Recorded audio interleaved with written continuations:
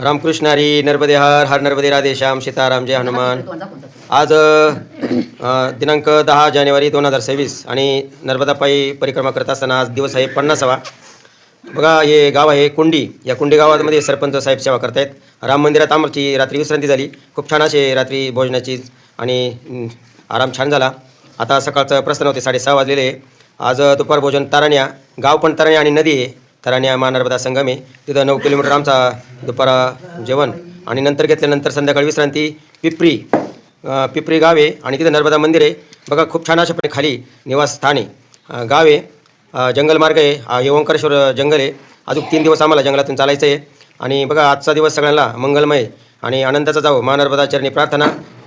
हर हर नर्मदे हर.